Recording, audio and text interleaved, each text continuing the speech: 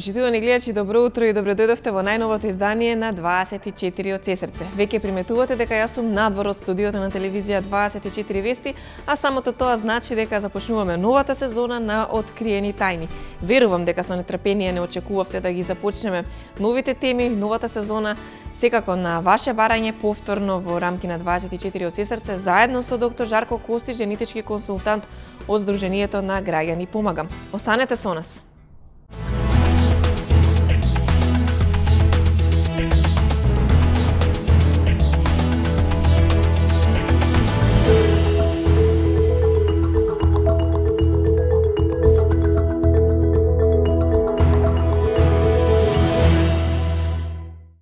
Нова сезона, нови почетоци.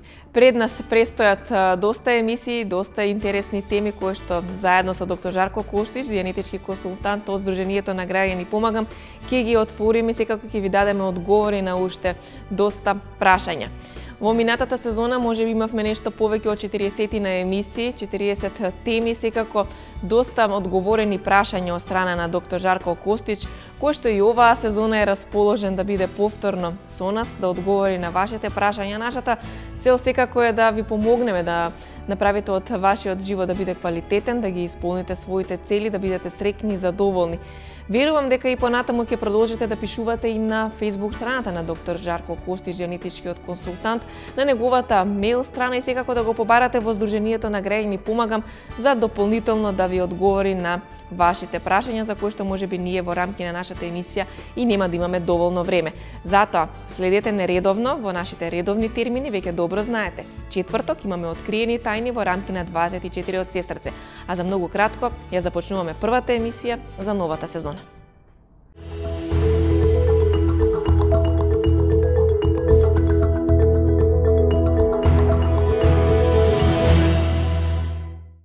Тука некаде го започнуваме разговорот во новата сезона, секако со доктор Жарко Костич, генетички консултант од Сдруженијето на граѓани Помагам. Верувам дека со нетрпение очекувавте да ја започнеме оваа сезона, да ги започнеме новите емисии и секако да ги отвориме новите теми, да ви откриеме уште многу тајни. Секако дека и понатаму ќе има на интернет страницата на 24 Вести, на Facebook страната на доктор Жарко Костич, а вие и понатаму може да бидете дел од нашата емисија. Со тоа што додека не следите, верувам дека ви се јавуваат многу теми како идеја за која би сакале да разговараме.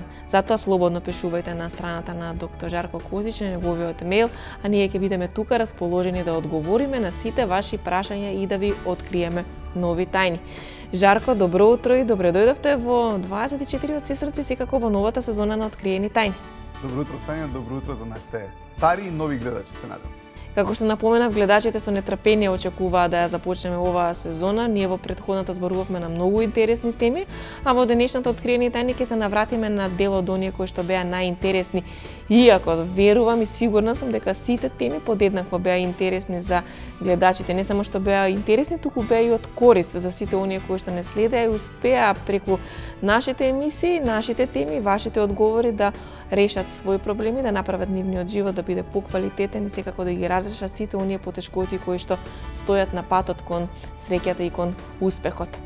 Би сакала да се навратиме на самиот почеток, на основните принципи на оние на кои што се задржавме во текот на минатата сезона, па за оние кои што се нови и за старите гледачи секако да се посетат на умот и како умот функционира. Вие ни рековте дека умот има два дела, едниот ни прави проблеми, а со другиот секако полесно ги решаваме проблемите. Точно, значи ние во минатата сезона направивме повеќе од 40 на емисии, мислам, на различни теми. Се повторивме некогаш, но секогаш беше тоа кажам, мислам дека од друг агол.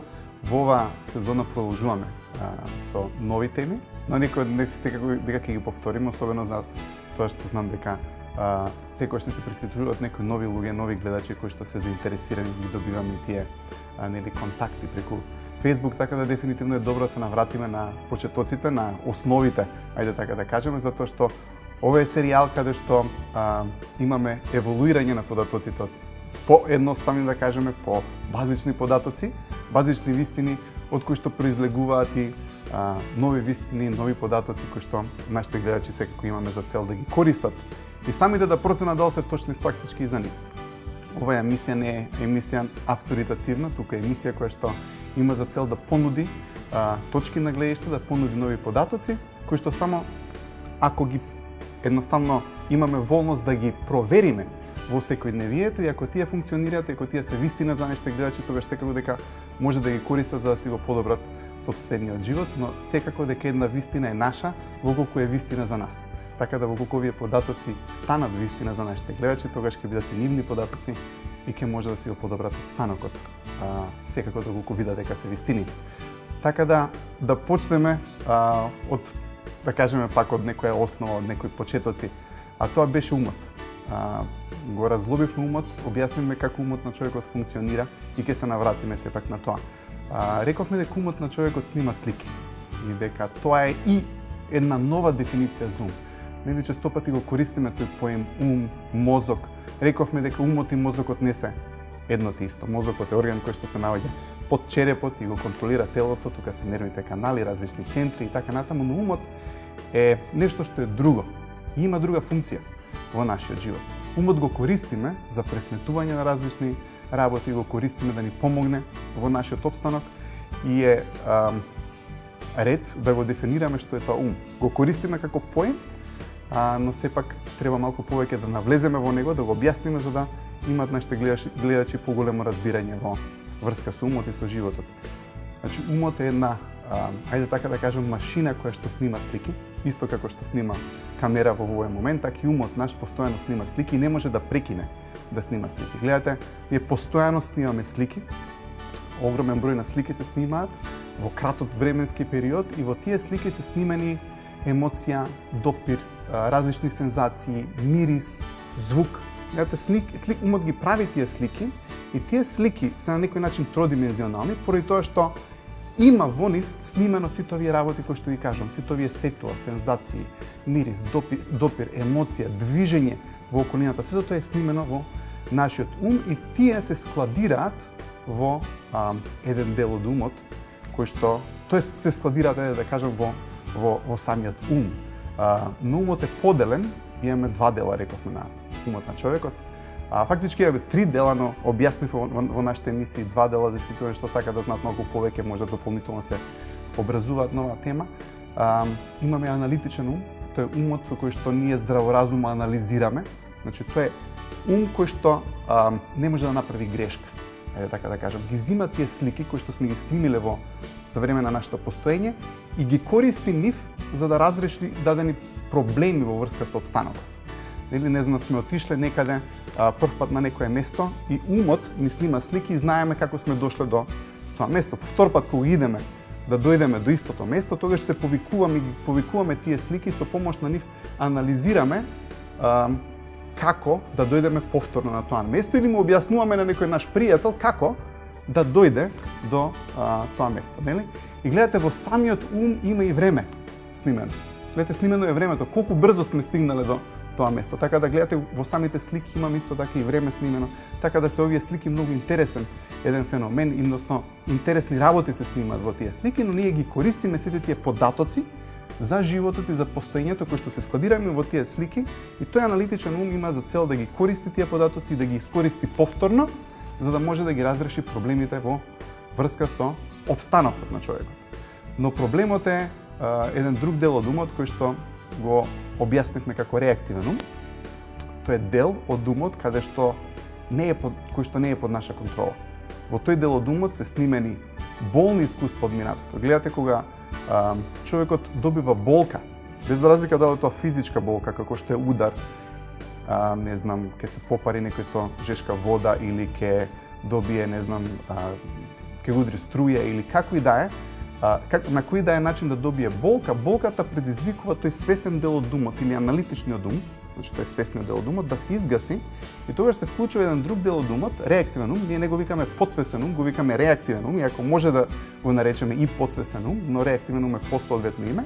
Тој го презема снимањето на слики и сите тие слики, додека сме ние под влијание на таа болка и сме горе-доле несвесни, истото тоа би било кога имаме висока температура, не сме целосно свесни за околината, кога имаме ментална или духовна болка, како што е кога ќе загубиме некој близок или кога ќе, не знам, раскинеме со девојката или дечкото што го сакаме или кога ќе добиеме, не знам, лоша оценка на факултет или што и да е што може да ни предизвика болка за секој, тоа е различно и е субјективно, но таа ментална или духовна болка и како предизвикува да исто така се намали дел од нашата свесност, така да во тој реактивен дел од ум се снимаат болните искуства од нашето минато, болните сеќавања се снимени таму, со целата тага, апатичност, лутина, кои да емоции што ги имаме во тој момент, исто така се складирани во тие слики и го викаме реактивен ум, поради тоа што во дадени ситуации во сегашноста нешто ги реактивира. Да дадам пример, например имате ситуација каде што сопругот и сопругата се карале и едноставно гласот на сопругата е снимен во тие болни искуства, да кажеме, нели? Како траума, можеби сакале да се разведат или што и да, снимен е гласот, или можеби гласот на мајката е снимено во умот, реактивниот ум на детето. Едноставно ќе дојдете дома, ќе ослушнете звукот на гласот на мајката и одеднаш човекот може да се вознемири. Или сопругот ќе каже нешто и жената ќе избувне и ќе изреагира на начин кој што не е соодветен. И затоа го викаме реактивен ум, поради тоа што реагираме врз база на дразба реакција, таа реакција е несоодветна во дадениот момент, многу често ни е криво зашто така реагираме, но едноставно е толку јак тој порив и толку јак тој реактивен ум да честопати не можеме воопшто да го контролираме. Некој ќе направиме акции, можеби и некој ќе удри некого или ќе му кажеме на некого несоодветни зборови, после ни е криво, но во тој момент е многу тешко да го исконтролираме тој порив, тој импулс да се направи тој. И затоа го викаме реактивен ум. Но тој влијае на нас и на многу други скриени начини. Во даден момент поради наизглед немање на никаква причина стануваме тажни, стануваме разочарани. Светот више не ни изгледа така како што е. Почнуваме да се чувствуваме закочени во животот, како ништо да не ни трга одака, како да не можеме да тргнеме нигде, сакаме да почнеме нешто, а не можеме. Или не знам, ќе отидете некогаш во болница, самото мирисење на мирисот на болницата почна да ви предизвикува забрзано чукање на срцето. Ќе му ставите на некој во болница манжетна да му мерите притисок, самиот допир на манжетната за мерење притисок предизвикува притисокот да расте и така натаму. Гледате, тоа се реакции кои што се под влијание на тој реактивен ум, кои што ние не ги контролираме, но дефинитивно ги чувствуваме и ова емисија каде што разглабаме многу за овие теми, секако даваме решение како човекот може да се ослободи од тоа. Доста интересна тема секако беше и она во која разговаравме за тоа дека честопати самите себе си се наоѓаме во ситуација како повеќе во одредени моменти не сме тие ние, туку налекуваме на некој друг од нашето блиско обкружување, најчесто на некој кого не сме ни сакале да налекуваме, туку постојано сме го критикувале тоа однесување, сме го избегнувале, не сме сакале кога ни се обраќале со тој тон, а сега ние се наоѓаме во ситуација кога во одредени моменти постапуваме токму со тој тон, на тој начин, како личности од нашето обкружување кои што така се однесувале во одредени ситуации. Можеме ли сега да се навратиме на овој феномен и секако да им објасниме на гледачите кои што првпат се вклучуваат зошто во одредени ситуации се однесуваме како некој друг? Точно, значи во овој серијал ќе продолжиме ќе се навратиме, да кажам, на некои теми кои што ги обработувавме во претходната сезона, поради тоа што работите во животот и феномените во животот се поврзани, така да мораме да ги поврземе некои работи. Ова се некои од основите, иако имаме многу други теми за кои што треба да разговараме, односно можеби да се навратиме. Но ова е едно од работите кои што нашите гледачи беа многу заинтересирани да дознаат во претходната сезона, а тоа е зашто почнуваме во еден момент да го губиме нашиот идентитет. Некогаш станува долготрајно да го изгубиме идентитетот, некогаш е краткотрајно. Можеби само кога сме лути во даден момент, може да наликуваме на нашиот татко или на нашата мајка или на нашиот, не знам, дедо, баба. И како и да е, но некогаш несвесно превземаме туѓи идентитети, на некој начин го губиме нашиот идентитет, се губиме самите себе си во текот на животот, а и никако и да дознаеме дека тоа навистина се случило. Кога збориме за умот, пак ќе кажам, умот на човекот постојано снима слики. Ајде да кажеме еден пример, имате некој татко, можеби во фамилијата кој што е крут и кој што има идеја дека сериозно треба се сватат работите и можеби кој што е малку антагонистичен или кој што сака на децата да им го пренесе знаењето на, ајде да кажем, на повисок тон или со понегативни емоции. Гледате, умот на човекот постојано снима слики и рековме дека не можеме да прекинеме да снимаме слики. Не е како камерата која што има стоп копче и ќе прекине да снима кога ќе завршиме емисијата. Нашиот ум нема стоп копче.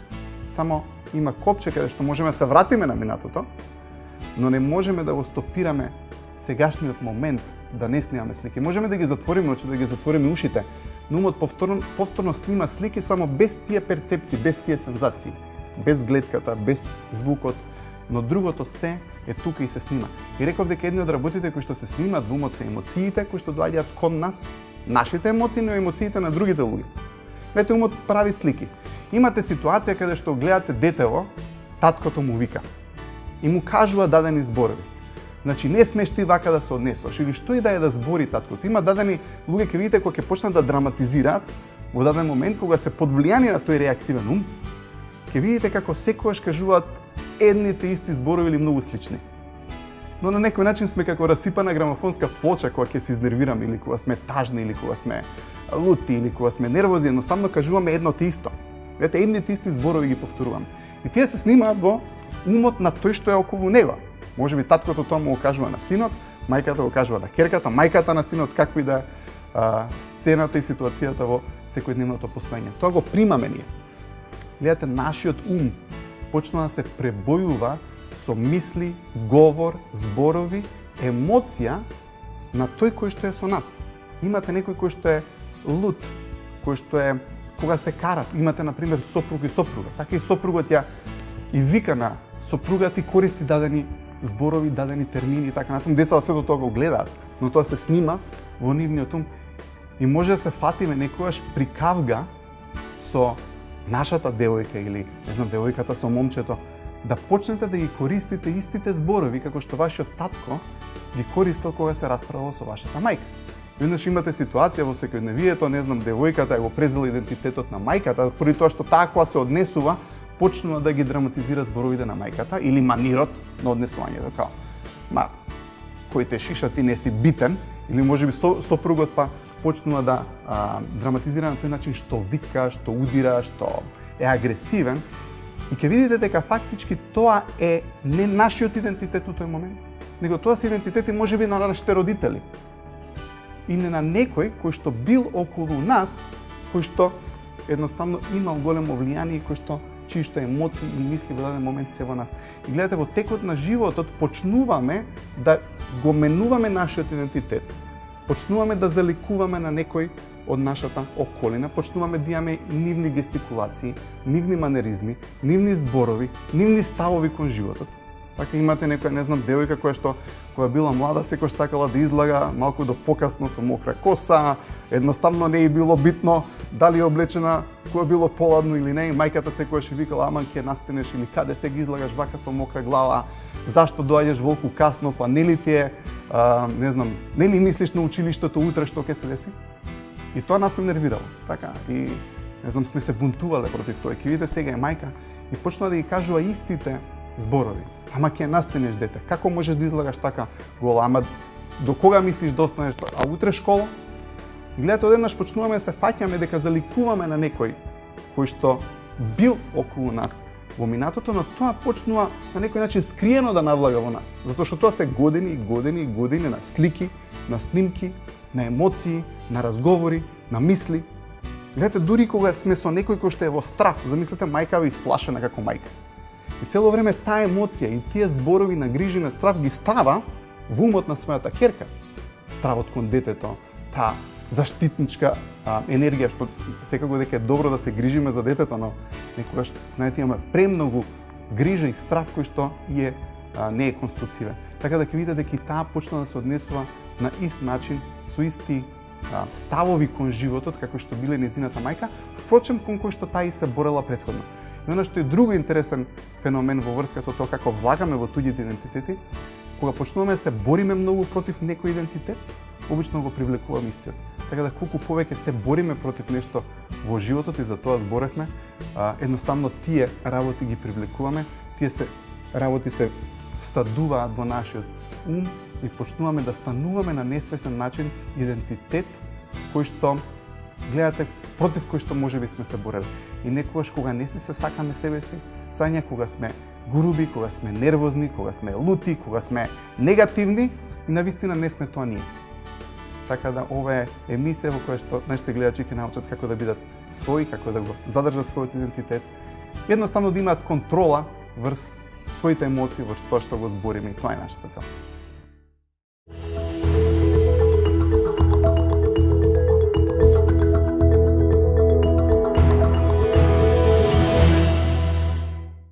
Направивме кратка пауза и се враќаме, продолжуваме со откриени тајни. Започнуваме нова сезона, но на самиот почеток секако се навраќаме на најинтересните теми од претходната.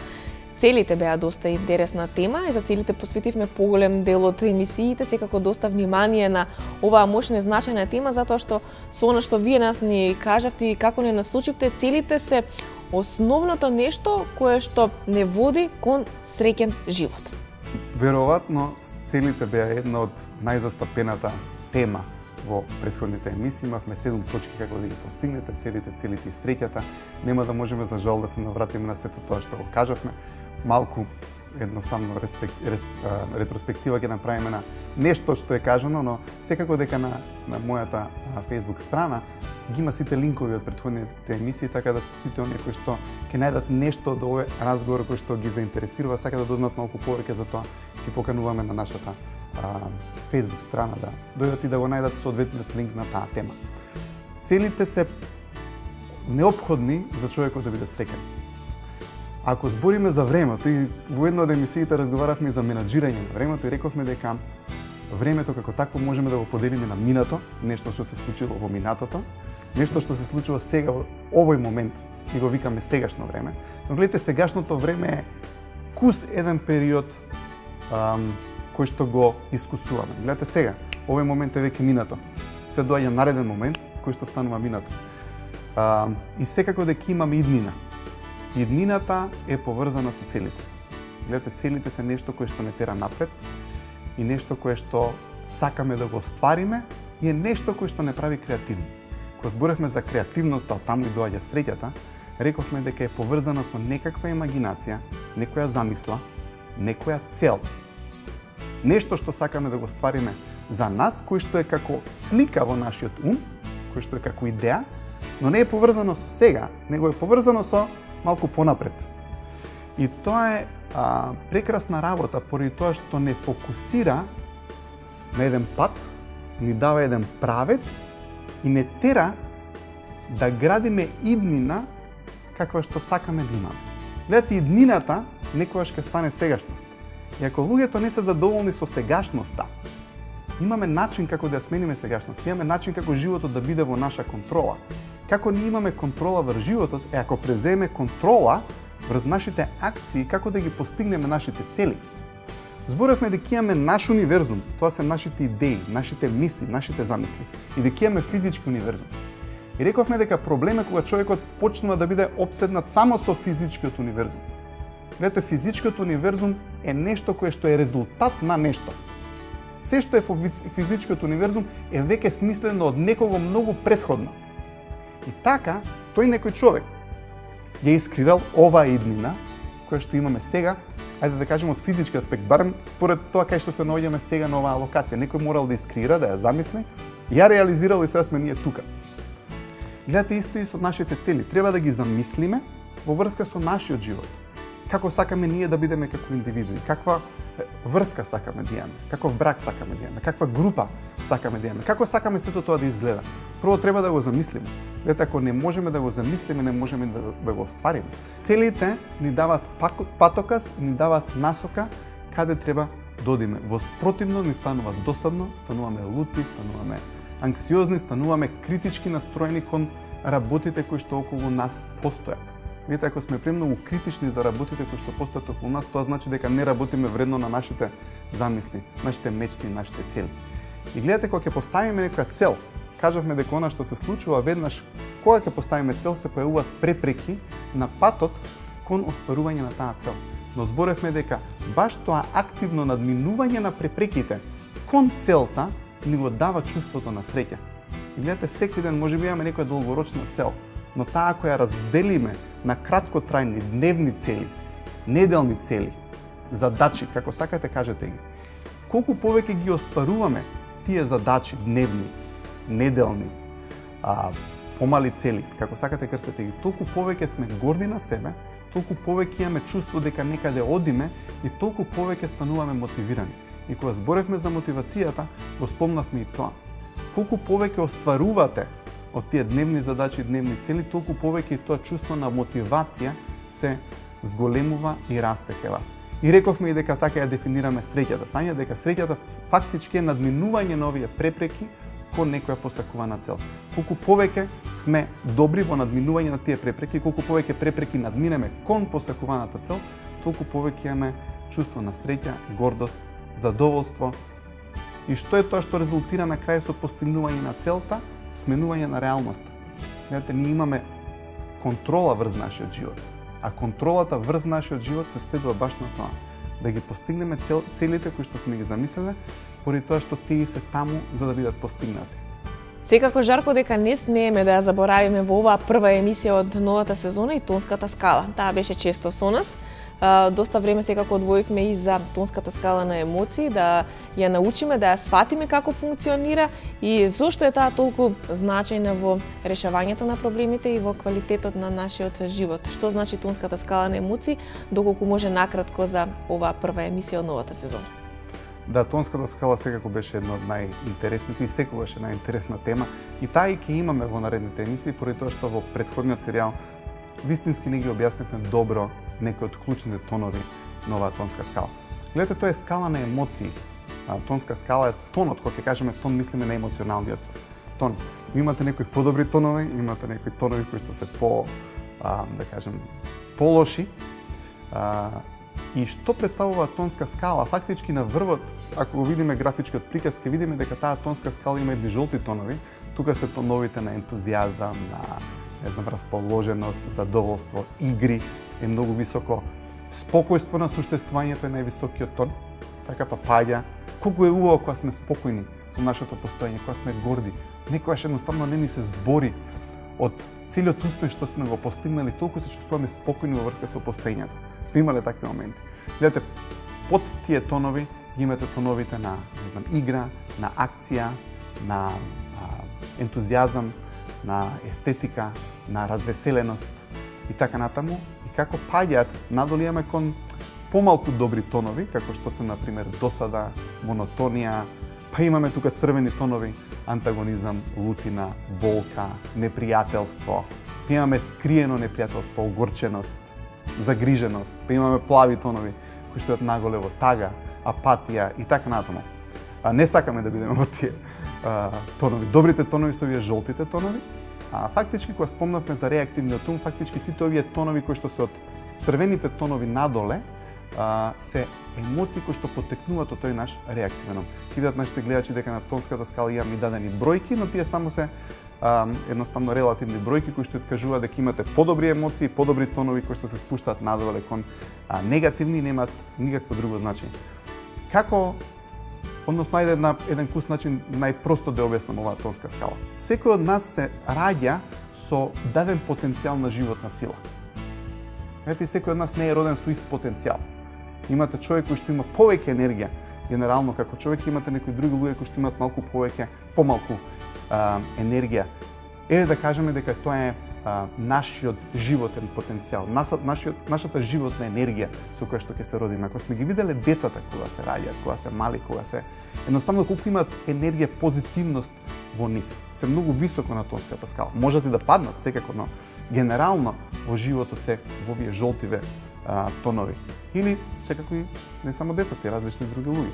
Но она што се случува е тој потенцијал на животна сила што сме ние, квантитет на енергија, позитивен, почнува да се губи или да се заробува во реактивниот ум, колку повеќе болни искуства во животот носиме. Видите, некогаш се чувствуваме нели ентузијастични и ќе добиеме вест дека нешто негативно се случило во нашиот живот или пак добиваме емоционална, односно духовна болка или физичка болка, едноставно паѓаме со емоцијата во тој момент. Колку повеќе вакви болни искуства животот ни носи, толку повеќе од тој потенцијал животен е заробен како негативна енергија во реактивниот ум. Гледате, реактивниот ум, односно тие болни искуства крадат дел од нашата животна сила. И дел од нашиот животен потенцијал е заробен во тие болни сеќавања, болни искуства кои што ни се имаат вклучено во нашето минато. Затоа ќе видите дека како животот тече, обично емоциите на луѓето се намалуваат како хронична емоција. Ето, на оваа тонска скала имате хронична емоција, некој може да биде хронично на лутина, но во дадени моменти се чувства ентузијастично или тажен, и имате тонови кои што се краткотрајни. Гледате на она што се случува, како животот тече и болката и болните искуства крадат дел од нас и прават ние да паѓаме по оваа скала на емоции. Еднаш ќе имате некој човек кој што бил пред 20 години ентузијастичен, среќен, развеселен, задоволен, се случуваат во фамилијата дадени трагедии и ќе видите дека после тоа неговиот тон е можеби тага и апатија. И ова е да кажеме нормално затоа што тоа е животот, но ова е феноменот како тие емоции паѓаат и зашто во даден момент како тече животот едноставно почнуваме да ја губиме таа позитивна животна сила, животна енергија и така натаму. Сега она што е интересно е да се каже за ова тонска скала е дека ќе видите дека луѓето кои што се на ист тон обично имаат многу добро разбирање, многу добро се сложуваат. Веднаш ќе имате некој човек кој што е на високите и жолтите тонови и кога ставите во комбинација со некој човек кој што е на црвените тонови, таа комбинација е тешка. И за едниот и за другиот е тешка. Или ќе имате некој кој што е на жолтите тонови ентузијастичен и ќе го ставите да живее со некој човек кој што е на апатија или на тага и ќе видите овој сака да го крене тонот кој што е низок, така затоа што природно имаме желба да ги кренеме тие што се на пониските тонови нагоре. Но многу често се случува дека ние ќе клапнеме и ќе се спуштиме на тонот кој што сакаме да го кренеме. Секако ако не знаеме како.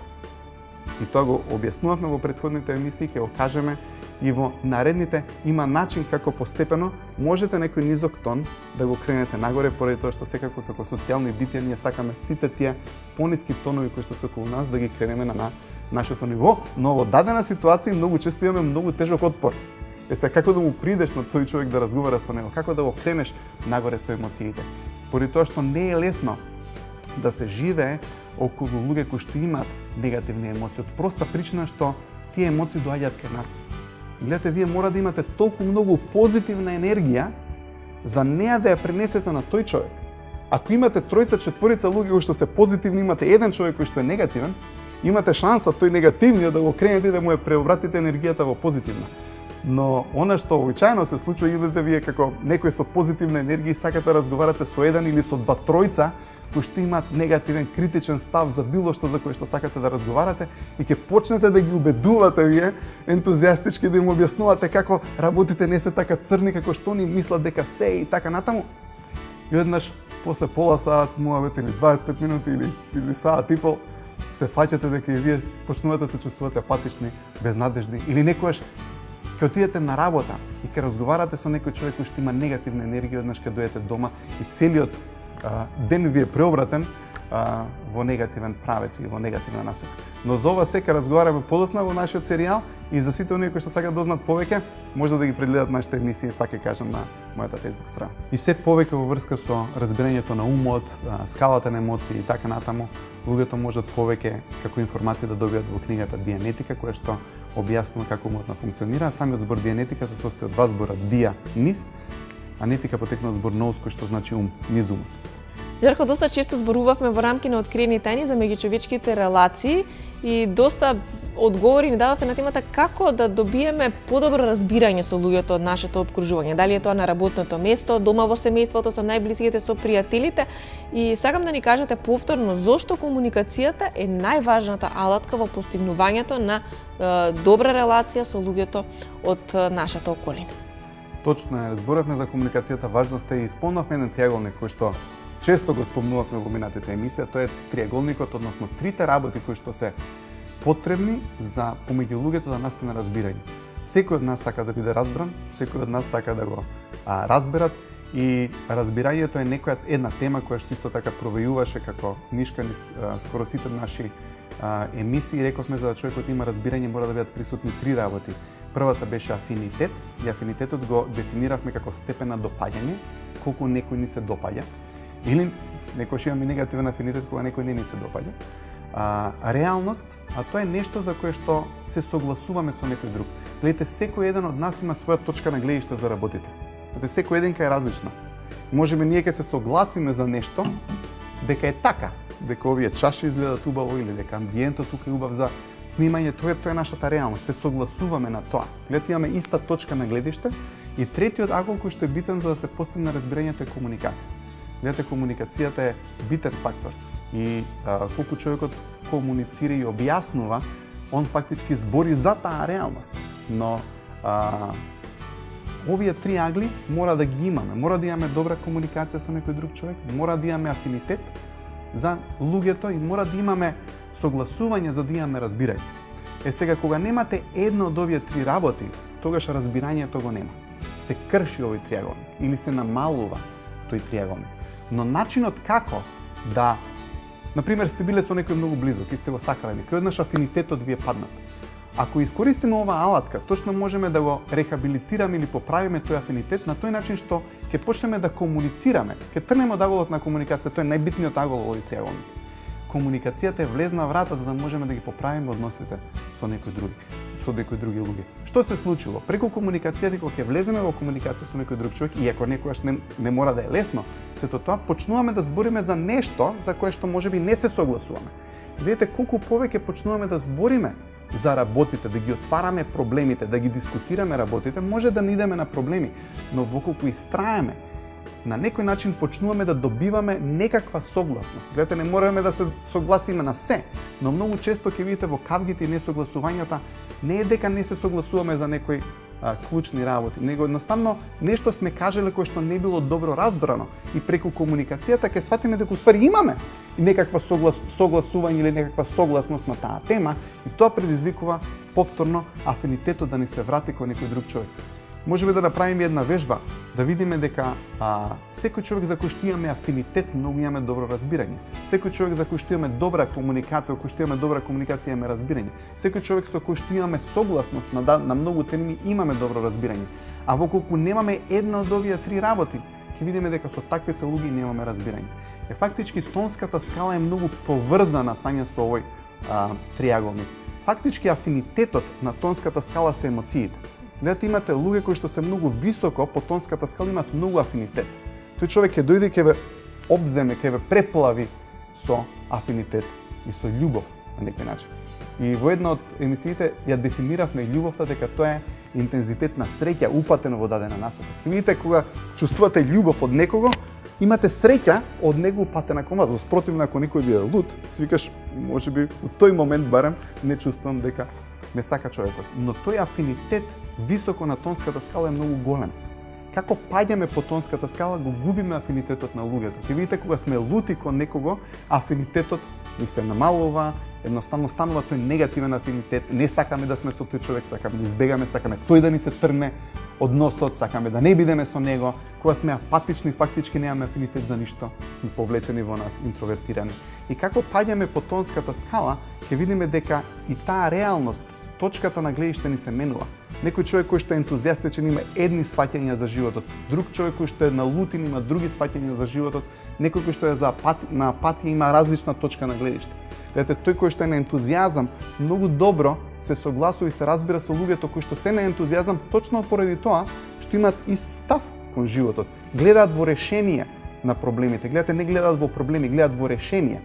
Како паѓаме по тонската скала, луѓето почнуваат да гледаат во проблеми, во стопови, во неможење, губат волност да се преземат некои работи, но пак тие од друга страна многу добро ќе се согласуваат меѓу себе. Ако ги оставите двајца луѓе кои што се на апатија да зборат, гледате, тие ќе се разберат поради тоа што имаат ист став дека животот е, не знам, нема иднина, дека е лош, дека е катастрофа и така натаму, и комуникацијата ќе им биде добра. Проблемот е заради тоа дека кога сте високо на тонската скала, имате други околу вас кои што не се на истиот тон, треба да најдете точен начин како да му придете на тој човек на благ начин, затоа што гледате, ако му придете нагло, со премногу афинитет, превисока комуникација, сте целосно нереален за тој човек. Така да пак ќе кажам, има техники, има начин како да му придете благо, да му го ставите просторот на другиот, да не му влезете пренагло во неговиот простор, за да можете да го кренете полека по скалата на емоции. Жарко, јас ви благодарам што и оваа сезона повторно ќе имаме можност со вас да разговараме, да ни откриете многу тајни, секако да ни дадете одговори кои што ќе ни помогнат животот да го направиме да ни биде посреќен, поуспешен и поквалитетен. Верувам дека гледачите се задоволни, дека повторно во редовниот термин за нашата емисија ќе бидат заедно со нас. А вие, освен во емисијата, секако дека за нив сте достапни и понатаму, во комуникација сте секако преку социјалните мрежи, Facebook страната, вашата имейл и секако Сдружение на граѓани помагам, расположени секогаш за дополнителни одговори и остварување на целите на нашите гледачи. Тука сте да ги дадете одговорите, а тие секако едноставно само треба да ве побараат. Ти благодарам, Сања, благодарам на нашите, пак ќе кажам, стари и нови гледачи. Новата сезона сум сигурен дека ќе изобилува со нови теми. Имаме убави работи спремно за нашите гледачи. Сакаме да едноставно промовираме филозофијата, мудроста, решенијата за животот, поради тоа што животот е интересен колку победуваме во него. Рековме дека животот е игра и колку повеќе имаме решение за проблемите на животот, толку и повеќе уживаме во животот. И тој ни е целта на оваа емисија, едноставно да бидеме од корист за нашите гледачи со нови податоци или стари податоци, за некои можеби прикажани од нов агол со нови примери, да бидеме од корист за нашите гледачи да имаат подобар и посреќен живот.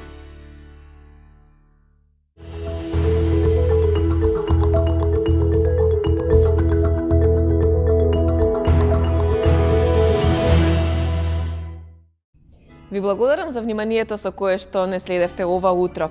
Верувам дека ве изненадивме позитивно со почетокот на Откриени тајни и дека веќе следниот четврток повторно ќе бидете заедно со нас, со доктор Жарко Костич од Сдруженијето на граѓани помагам и со мене Сања Савеска. Секако ви најавувам интересна тема за наредниот четврток, затоа бидете со нас. Не го менувајте каналот и понатаму останете на 24 вести. Пријатно!